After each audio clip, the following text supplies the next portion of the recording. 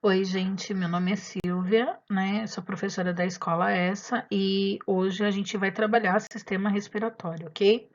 Vamos prestar atenção que esse sistema aqui ele é complexo. Para que serve o sistema respiratório, né? Primeiramente, a gente tem que ter em mente que o sistema respiratório ele é vital à função homeostásica do organismo, tá? É ele que mantém, por exemplo, né, a troca gasosa, a concentração de oxigênio exata na corrente sanguínea. Então, assim, é ele que permite que ocorra as reações metabólicas. Então, assim, eu tenho uma estrutura muito complexa em relação ao sistema respiratório, tá? Lembrando que ele é um sistema de troca de gases, né? Então, eu inspiro oxigênio e expiro dióxido de carbono, que é o CO2, tá? Ou o gás carbônico. Vamos lá. Como está dividido o sistema respiratório? Vamos entender. O sistema respiratório, ele estruturalmente ele é dividido em duas partes: sistema respiratório superior e sistema respiratório inferior. O sistema respiratório, ele também apresenta duas funcionalidades, né? Ele tem a porção de condução, que são as vias respiratórias, e a porção de respiração, onde ocorre as trocas gasosas, certo? Então, ó, eu tenho aqui, né, duas estruturas importantes, né? Dois conceitos importantes: como ele é dividido e como ele funciona, certo? O sistema respiratório superior, ele compreende a cavidade nasal, né? A narina, a cavidade nasal, a faringe, tá? A laringe e a traqueia superior. Então, ó, eu marquei aqui para que a gente veja. Então, ó, nariz, né? Cavidade nasal, faringe, cadê? Laringe e traqueia, certo? Vamos conhecer cada uma delas agora. O nariz ele é a principal via de passagem do fluxo do ar inspirado e expirado. Então, ele tem a função olfativa, né? Além de ter também a função de aquecimento, umidificação e filtragem do ar. Sim, ele tem que filtrar o ar, tá? O nariz ele apresenta esses pelos que muita gente chama de mato, gente, é só para se divertir, tá? Esses pelos que ele serve para filtração do ar, então ele faz uma filtragem parcial, tá? O nariz, ele tem o nariz externo, que é semelhante a uma pirâmide, né? Que tem aqui uma pirâmide, ele é recoberto por pele, né? Senão a gente teria essa estrutura aqui toda exposta. A base dele a gente tem dois orifícios que são chamados de narinas, né? Onde elas são separadas pelo septo nasal, tá? Então, o nariz externo, ele é bem simples. A gente também tem a cavidade nasal, né? Onde fica a cavidade nasal? Exatamente essa parte aqui, ó, né? A cavidade nasal, ela é a comunicação do meio externo e é separada pelo septo nasal, que divide, né, as duas metades denominadas fossas nasais. Nesse local, a gente tem uma membrana, um epitélio bastante vascularizado, né, que umidifica o ar rapidamente, né, e produz muco, né, que serve para limpeza das células, perdão, das células não, a limpeza da sujidade, né, junto com os cílios que estão presentes naquela região. Então, ele faz com que haja uma filtração e que a sujidade, perdão, gente, ainda tô gripada. Com que a sujidade que foi inalada, ela fique nessa região, né? Por isso que é muito mais fácil você ter uma infecção das vias aéreas do que das vias inferiores, vias aéreas inferiores, tá? Então é mais fácil você ter uma infecção nas vias aéreas superiores do que da inferiores. Essa região, ela tem essa importante região aqui, que é chamada de. Ai, meu Deus do céu. Meu Deus, me deu branco, gente. É o centro. Ai, epitélio olfatório, perdão, tá? Onde tem as células olfatórias. Então, quando a gente sente o cheiro, né? Quando nós respiramos e sentimos o cheiro, essas células aqui olfatórias, elas são estimuladas, tá? Então, como que a gente sente o cheiro? Esse cheiro, as células, elas são excitáveis, né? Então, ela sente o cheiro. Esse cheiro, ele vai para o bulbo olfatório e é depois conduzido, né, através do nervo olfatório até o cérebro. Então, às vezes, você consegue lembrar do cheiro da sua infância, de uma comida. Você nem às vezes você tá passando perto da casa de uma pessoa, você fala, olha eu de novo com comida, gente. Né, eu acho que eu tenho problema com comida. Você sente o cheiro de um bife acebolado. Você nem viu, mas você sabe que é bife acebolado, entendeu? Então, assim, a gente reage a odores aqui, certo? Ainda tenho no nariz os seios paranasais. Pô, esses daqui são importantíssimos, né? Eu tenho o seio frontal, né? Eu tenho o seio etimoidal e os seios maxilares. Esses seios, além de ajudarem a aquecer e umidificar o ar que é inspirado, eles também contribuem para a ressonância da voz. Pessoas, por exemplo, se você já teve aí alguma vez na vida, né? Sinusite, você sabe exatamente do que eu tô falando. A sua voz, ela fica nasalada. Quando você vai falar, o som não sai direito, né? Por quê?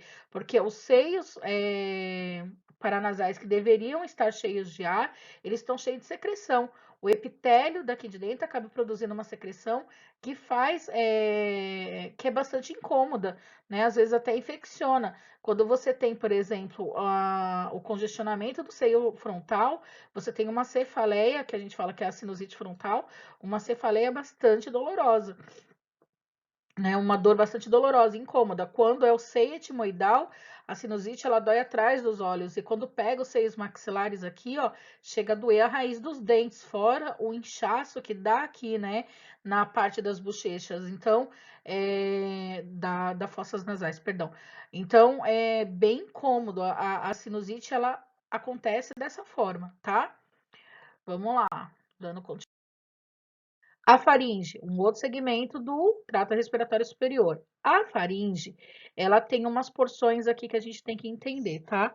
Então, ela vem logo após a cavidade nasal e ela tem a nasofaringe, que faz a comunicação com a região nasal e a faringe, a oronasal, que é da boca e a faringe, e a laringofaringe, que seria o começo, né, da nossa garganta ali. Vamos lá, vamos entender, ó. A faringe, ela é conhecida como garganta, tá? Então, é a transição aqui da garganta para a faringe, tá? Ó, é um músculo tubular que se estende na base do crânio, né? Até o esôfago. Então, a faringe, gente, ela é um órgão comum entre a respiração e o sistema digestório, porque o alimento também passa por aqui, né? O que difere se o alimento vai para o esôfago ou para o trato respiratório é uma estrutura que a gente tem aqui chamada epiglote, tá? Então vamos lá, ó. É um tubo muscular que se estende da base do crânio até o esôfago, posteriormente a cavidade nasal, bucal e a laringe, né? Este apresenta funções tanto no sistema respiratório quanto digestório, que foi o que eu acabei de mencionar. E no seu interior, então aqui no interior da faringe, a gente tem as tonsilas, conhecidas como as amígdalas, né? Aqui infeccionam pra caramba. Tem gente aí que tem que até tirar de tão infeccionado que fica. A porção superior da faringe é denominada, então, nasofaringe, então, entre o nariz e a faringe, né? A porção média é a comunicação da boca então, oral com a faringe, e já a porção inferior é denominada laringofaringe, porque ela segue a partir, né, do ocioide. Lembra o ocioide? Todo mundo fala que é o pombo de Adão, né? Que é aquele ossinho que os homens têm proeminentes, as mulheres não, hein, gente? Se viu uma mulher. Tá certo. Ó. Aqui a gente tem a traqueia, então aqui eu tenho a laringe vai dar continuidade ao tubo da traqueia, certo? A traqueia, ela vai se dividir aqui na altura da carina, que parece uma calcinha aqui, ó, um calção, né? Ela se divide em brônquios principais, né? Que vai conduzir o ar até realmente o meu pulmão, né? Então é uma área de condução. Eu tenho aqui, ó, o bronco principal direito e o bronco principal esquerdo. Dentro da parede da traqueia, eu também tenho cílios iguais do nariz, mas bem menores, que são produtores também de muco, e eles fazem a segunda filtragem, que é a filtragem que, se alguma coisa entrar, a gente já, né, entrar no trato respiratório, a gente já tem aquela tosse compulsiva, tá bom? Aqui ele diz que a traqueia, ela trabalha com dois tipos de músculo, então o liso e o traqueal. Um liso, e o traqueal, tá? A gente agora vai ver o sistema respiratório inferior, ó. O sistema respiratório inferior, ele compõe-se, né, da parte baixa da traqueia. Então, deixa ele começar aqui de novo para a gente poder pegar, ó. Então, eu tenho a parte superior da traqueia, agora eu tenho a parte inferior da traqueia. Os brônquios, né, e os pulmões, tá? Então, vamos entender um pouco. Os brônquios, gente, são esses dois aqui, ó. Então, a região da carina, né, brônquios, direito e esquerdo, né? E aqui são os bronquíolos. Os brônquios, eles são estruturas semelhantes à traqueia, né? Porque eles são a continuidade da traqueia. Então, eles também têm cílios, né? Eles produzem o muco, certo? Eles se dividem em direita e esquerda. O brônquio direito, ele é menor em comparação ao brônquio esquerdo, mas isso também tem a ver com o espaço com o mediastino que está aqui no meio, né? Porque o coração está aqui no meio. Como a parte maior do coração é do lado esquerdo, então o brônquio esquerdo ele tem que ser maior pelas ramificações, certo? A estrutura dos brônquios também apresenta anéis incompletos em forma de C, né? E cartilagem também é revestido pelo tecido ciliado. Eles se dividem, né? Os brônquios ficam menores ao longo que vão prolongando. Aqui, gente, eu queria que vocês prestassem atenção na figura, ó. Eu tenho a traqueia, deixa ele voltar. Pera aí. Aqui ele está mostrando os alvéolos. Ó. Eu tenho a traqueia, eu tenho os brônquios principais, então direita e esquerda, e cada brônquio principal vai dar uma ramificação em cada lobo pulmonar. Então, o pulmão direito, ele tem 3 ramificações porque ele tem 3 lobos. O pulmão direito tem 3 lobos, o pulmão esquerdo, ele tem somente 2 lobos. A gente vai ver essa divisão um pouquinho mais para frente, tá? Então, não esqueçam disso. Aí, ó, o pulmão direito ele é maior porque ele apresenta 3 lobos, ele recebe 3 ramificações do brônquio direito, e o pulmão esquerdo ele é menor devido à posição cardíaca, então ele só recebe 2 ramificações. Aqui estão as ramificações que eu queria que vocês vissem, ó. Então, ó, o brônquio principal direito, ele vai dar uma ramificação ao lobo superior, né? Tem uma ramificação aqui no médio e tem uma ramificação aqui no inferior. Já o esquerdo, ele só tem 2 ramificações, porque o esquerdo ele só tem 2 lobos, tá? E esses lobos pulmonares aqui, eles são importantes. Os bronquíolos, eles são as ramificações dos brônquios. Então, vamos lá, vamos tentar entender, ó. Eu tenho a traqueia, a região da carina, o brônquio principal direito, o brônquio principal esquerdo. Eu tenho os brônquios lobares. Os brônquios lobares, eles vão se diferenciar em bronquíolos, são como se fossem gravetos, eles vão se afinalando conforme eles vão adentrando ao pulmão, tá? Então, eu tenho, né, os bronquíolos que se constituem as ramificações terminais dos brônquios, então, os brônquios, eles vão apresentar os bronquíolos, né, que penetram os alvéolos pulmonares. Então, dentro do pulmão, a primeira ordem se ramifica em bronquíolo de segunda e terceira ordem. Então, aqui eu tenho, ó, o bronquíolo respiratório de primeira ordem, segunda ordem, terceira ordem e os alvéolos, que seria a minha zona respiratória.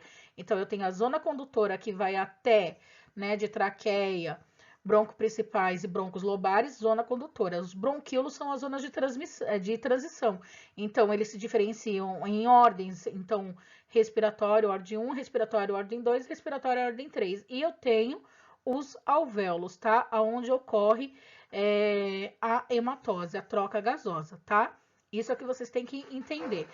Os bronquíolos, eles se dividem em terminais. Então, cada bronquíolo dá origem a cerca de 20 bronquíolos terminais, tá? Cada bronca, perdão. Dá origem a cerca de 20 broncos terminais. O respiratório situa-se entre os terminais e os alvéolos pulmonares, que são muito semelhantes. Então, aqui a gente tem, né, a terminação, que seria a zona respiratória. Aqui, essa figura, eu acho que vocês já viram em algum dos slides, mas eu vou repetir. Os alvéolos pulmonares, eles estão dentro do pulmão, obviamente, né? Então, eles recebem ramificações dos bronquíolos. Então, isso daqui, ó, é a terminação do meu bronquíolo, certo? Cada alvéolo se constitui a menor unidade funcional do aparelho respiratório, porque eu tenho vários saquinhos alveolares, vários, são milhares, milhares, milhares, milhares. Tanto que dá a impressão de esponja o pulmão, você aperta ele, é como se fosse uma esponja, certo? Os alvéolos pulmonares, gente, eles são então a minha zona respiratória, é lá onde ocorre a hematose, o processo de difusão.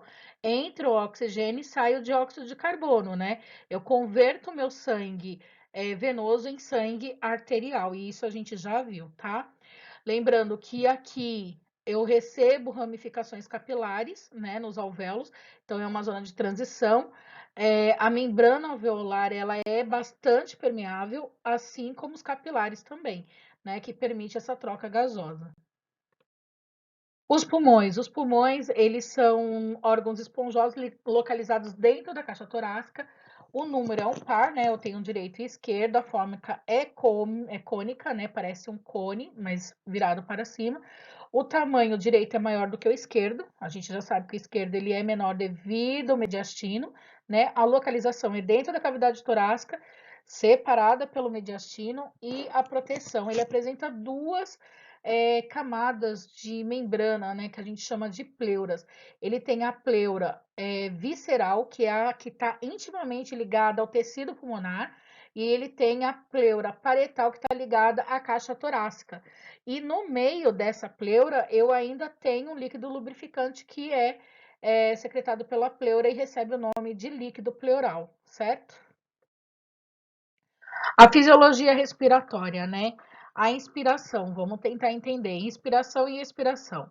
O ar ele entra pelo nariz, passa pela cavidade nasal, né? Em seguida ele vai para faringe, laringe, traqueia, brônquios, bronquíolos, até chegar nos meus alvéolos. Então isso daqui é a fisiologia, tá? O processo de troca gasosa ele é feito pela inspiração e expiração, certo? O ar, quando ele vai para dentro dos pulmões, ele faz isso porque o músculo diafragma ele contrai e os músculos intercostais também, né? A gente tem que lembrar que a respiração ela não é feita pelo pulmão, e sim pela musculatura, tá? O processo de expansão pulmonar ele é devido à pressão atmosférica, mas quem trabalha são os músculos. Quando o diafragma ele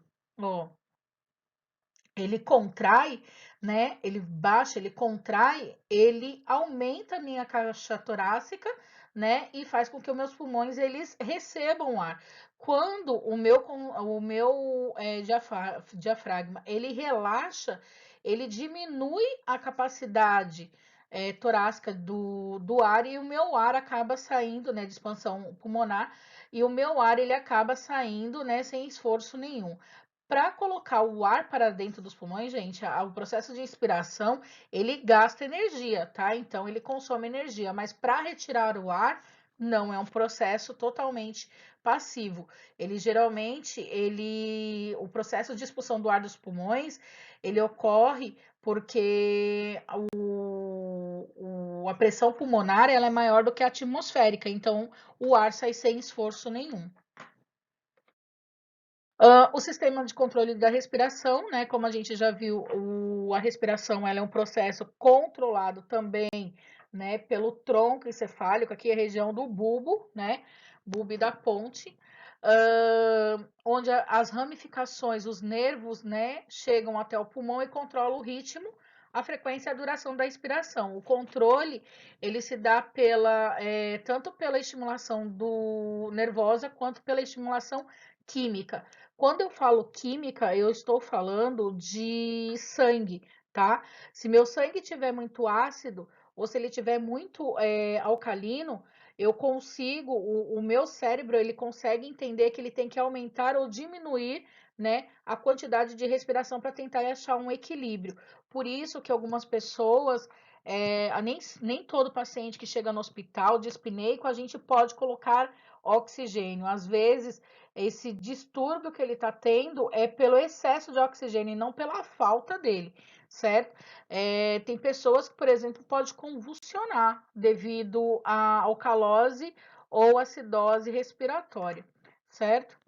Deixa eu ver. Essas daqui, gente, foram as minhas referências, tá? A gente tem conteúdo extra nessa. Aqui a gente já, aqui eu coloco para vocês que a gente sabe que a respiração é essencial à vida, né? Mas a alteração do comportamento respiratório pode levar a algumas condições graves clínicas, né? Clínicas graves. A acidose e a alcalose respiratória é uma dessas condições e eu vou mandar um artigo. Eu estou deixando o link aqui para quem quiser copiar, mas eu vou deixar o artigo para que você possa também ler e responder as questões depois, tá? O artigo é um artigo científico, obviamente, se vocês estão estudando, é para isso, né? Eu gostaria que vocês entendessem um pouquinho da importância do equilíbrio, né? Ácido, base, acidose ou alcalose respiratória, porque se eu não tiver esse equilíbrio também eu descompenso o paciente, certo? Bom, é isso, obrigada por assistirem, né? E a gente se vê na próxima aula. Beijo.